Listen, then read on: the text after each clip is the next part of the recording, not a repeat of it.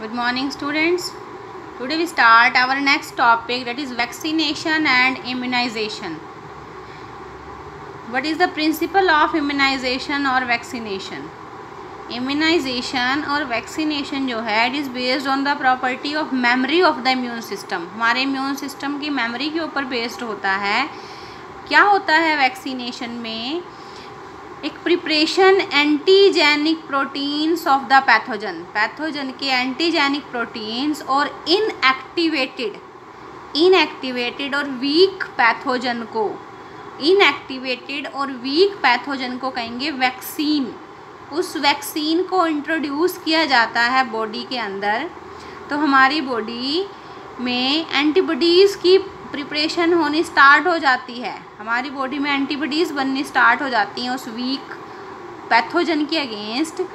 तो जब कोई एक्चुअल में इन्फेक्शन होता है हमारी लाइफ में आगे, तो हमारी बॉडी में पहले से ही कुछ एंटीबॉडीज़ प्रेजेंट हैं, एंटीबॉडीज़ की प्रिपरेशन स्टार्ट हो गई है उस इन्फेक्शन के अगेंस्ट। ठीक है, द एंटीबॉडीज़ जो प्रोड्यूस्ड हुई हैं हमारी बॉडी में अगेंस्ट दीज एंटीजेंस, वो न्यूट्रलाइज कर लेंगी पैथोजेनिक एजेंट्स को ड्यूरिंग द एक्चुअल इन्फेक्शन।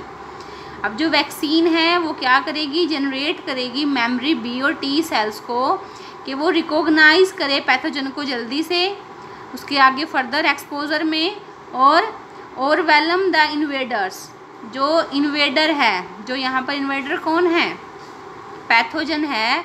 उसके जो एंटीजन वो हमारी बॉडी में प्रोड्यूस कर रहा है उसको कम करें, उसको ख़त्म कर दें। कैसे? With the massive production of the antibodies. बहुत ज़्यादा अमाउंट में एंटीबॉडीज़ की प्रोडक्शन स्टार्ट करे।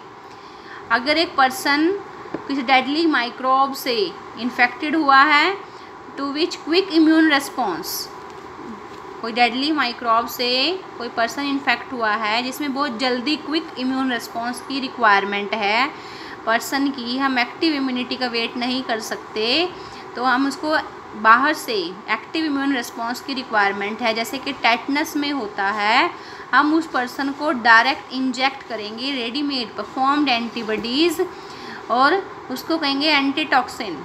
जो टेटनस के लिए टॉक्सिन है उसको किल करने के लिए डालेंगे एंटीटॉक्सिन, जो प्रिपरेशन होती है containing antibodies to the toxin. ठीक है, तो टेटनस एंटीटॉक्सिन हम उसकी बॉडी में इंट्रोड्यूस करेंगे। तो ये किस टाइप की इम्यूनिटी प्रोवाइड कर रहा है? हम रेडीमेड एंटीबॉडीज़ को प्रोवाइड कर रहे हैं, तो ये पैसिव इम्यूनिटी हो गई। ठीक है, और अगर कोई पर्सन है स्नेक बाइट, उसको स्नेक ने काट लिया, तो उसको इंजेक्शन दिया जाएगा उस पेशेंट को quickly against the snake venom. तो वो किसके लिए होगा? अब उसको क्या कहेंगे? एंटीटॉक्सिन। उसको हम यहाँ पर क्या कहेंगे? एंटीविनोम उसको इंजेक्शन दिया जाएगा। और ये भी किस टाइप की इम्यूनाइजेशन होगी? Passive immunization. टेटनस के केस में एंटी टेटनस और एंटीटॉक्सिन, यहाँ पर कौन सा होगा? एंटीविनोम, उसको इंजेक्शन दिया जाएगा। और ये किस टाइप की इम्यूनाइजेशन प्रोवाइड कर रहे हैं?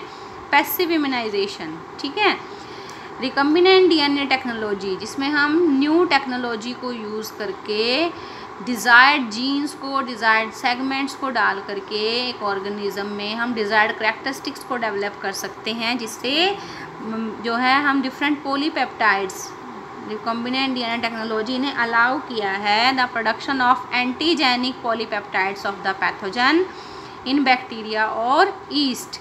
जो वैक्सीन्स प्रोड्यूस्ड होती हैं रिकम्बिनेंट डीएनए टेक्नोलॉजी को यूज़ करके, उनका बहुत ज़्यादा अमाउंट में हम प्रोडक्शन करते हैं और उनको अवेलेबल करते हैं for the immunization programmes. That is hepatitis B vaccine produce होती है फ्रॉम द ईस्ट। ईस्ट क्या है? फंजाई है। Next topic is allergies. जब हम किसी नए प्लेस पर जाते हैं और अचानक से हमें स्नीजिंग, हम छींकने लगते हैं, वीजिंग होती है, हाई पिच्ड विस्लिंग साउंड, जब हम सांस लेते हैं, ब्रीदिंग करते हैं, तब प्रोड्यूस होती है। कोई एक्सप्लेन्ड रीज़न नहीं, हम बिल्कुल ठीक ठाक थे, लेकिन उस जगह पर जाने पर हमें अचानक से स्नीजिंग हुई, वीजिंग होनी स्टार्ट हुई, और जब हम वहाँ से चले गए फिर हम ठीक हो गए, वो सारे सिम्टम्स डिसअपीयर हो गए। ठीक है, तो कुछ पर्सन के साथ ऐसा होता है बिकॉज हम में क्या है, हम कुछ सेंसिटिव हैं कुछ पार्टिकल्स के लिए जो एनवायरनमेंट में प्रेजेंट है।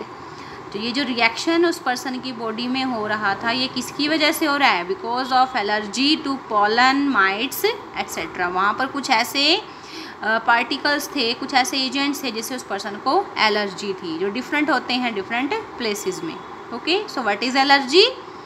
The exaggerated response of the immune system. Exaggerated क्या है? किसी चीज़ को डिस्क्राइब करना, to describe something as larger. छोटा सा है लेकिन उसका एक्सप्रेशन लार्ज है। रिस्पॉन्स है हमारे इम्यून सिस्टम का टू सर्टेन एंटीजेंस जो प्रेजेंट है एनवायरनमेंट में, that is called as allergy.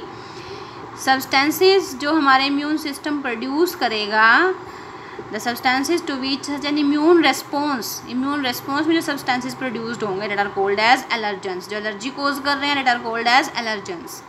Antibodies जो प्रोड्यूस होंगी इसमें, antibodies produced these are of IgE type. Common examples हैं एलर्जेंस के जो एलर्जी कोज करते हैं, that are mites in the dust, dust में माइट्स होते हैं, पोलन्स, एनिमल डेंडर जैसे डिफरेंट टाइप्स के जो फरी एनिमल्स हैं उनमें जो फर टाइप का होता है उससे भी कुछ पर्सन को एलर्जी होती है। सिम्टम्स क्या हैं एलर्जिक रिएक्शंस के? इसमें स्नीजिंग होती है, watery eyes, running nose and difficulty in the breathing. Allergy अब क्यों हो रही है? It is due to the release of the chemicals release होते हैं जब इनके कांटेक्ट में हम आएंगे। एलर्जेंस के कांटेक्ट में कौन से केमिकल्स रिलीज होते हैं? Histamine and serotonin. कहाँ से रिलीज होंगे? From the mast cells. Mast cells हमारे कनेक्टिव टिश्यू की सेल्स हैं जो हमारी बॉडी की प्रोटेक्शन कर रही हैं, इम्यूनिटी को स्ट्रॉन्ग कर रही हैं। लेकिन यहाँ पर इम्यूनिटी क्या हो जाएगी पर्सन की? इनके कांटेक्ट में आते ही वीक होगी और ये केमिकल्स रिलीज हो जाएंगे। अब कोज क्या है एलर्जी का?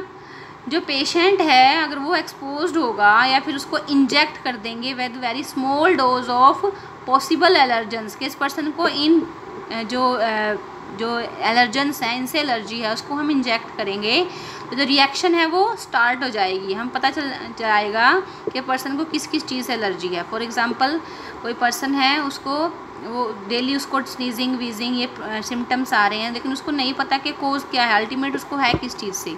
तो वो 10 सैंपल ले लेंगे, 10 सैंपल्स को उसकी बॉडी में इंजेक्ट कर देंगे और उनको ऐसे मार्क कर दिया जाता है स्किन के ऊपर कि ये सैंपल किस चीज़ का है, ये किस चीज़ का है। पेन से ऐसे मार्क कर देंगे और फिर जिसके ऊपर रिएक्शन एलर्जिक रिएक्शन डेवलप होगा स्किन के ऊपर तो पता चल जाएगा जो पर्सन है वो किस चीज़ के लिए एलर्जिक है। उसको कहते हैं skin prick test. Skin prick test किया जाता है। somehow the use of the drugs like antihistamine, adrenaline और steroids reduce करते हैं symptoms of the allergy। somehow modern day lifestyle जो है, modern day जो हमारा lifestyle है बड़ा रफ lifestyle है जिससे जो हमारी immunity है वो lower हो जाती है और हम ज़्यादा sensitive हैं allergens के लिए। जो मेट्रो सिटीज़ हैं हमारी कंट्री की वहाँ पर ज़्यादा से ज़्यादा जो बच्चे हैं उनको एलर्जीज़ और अस्थमा बहुत ज़्यादा डेवलप हो रहा है क्योंकि वहाँ पर जो एनवायरमेंटल कंडीशंस हैं बहुत पुअर हैं। वहाँ की जो एयर है वो बहुत पॉल्यूटेड है और वहाँ का जो एनवायरनमेंट है वो भी बहुत अनप्रोटेक्टेड है और उनको बड़ी ही छोटी लाइफ में अर्ली इन देयर लाइफ वो उसको फेस कर रहे हैं। ठीक है, तो ये थी allergies. Next topic is auto immunity. Auto means self immunity. ये क्या है topic? Memory based acquired immunity. मैंने आपको बताया था जब इम्यूनिटी करवाई कि जो हमारी बॉडी है, हमारी बॉडी की जो सेल्स हैं उनकी बड़ी अच्छी एक कैरेक्टरिस्टिक है to differentiate self and non self, अपनी और दूसरे की। जब ऑर्गन ट्रांसप्लांटेशन होता है तो बड़ा ध्यान में रखी जाती है सेल्फ और नॉन सेल्फ को। हमारे जो सेल्स हैं वो आइडेंटिफाई कर लेती हैं और जो कोई ग्राफ्ट है जो किसी और ऑर्गन को हमारी बॉडी में डाल जाता है तो हमारी बॉडी उसको रिजेक्ट कर देती है। ठीक है, तो जो मेमोरी बेस्ड एक्वायर्ड इम्यूनिटी है जो इवॉल्व होती है हायर वर्टिब्रेट्स में वो किसके ऊपर बेस्ड है? On the ability to differentiate foreign organisms. कौन से ऑर्गेनिजम्स? फॉरेन पैथोजेंस जो डिजीज कोज करते हैं from self sales.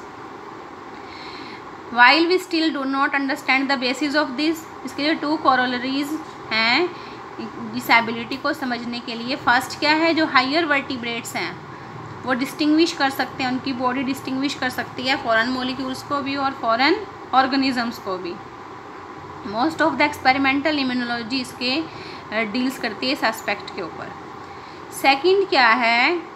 Due to genetic और अदर अननोन रीजंस, कुछ जेनेटिक और दूसरे अननोन रीजंस की वजह से जो हमारी बॉडी है कई बार अपनी बॉडी की जो सेल्स हैं वो अपनी ही सेल्स के ऊपर अटैक कर देती हैं, जिससे हमारी बॉडी की अपनी ही सेल्स दूसरी सेल्स को डैमेज करना शुरू कर देती हैं।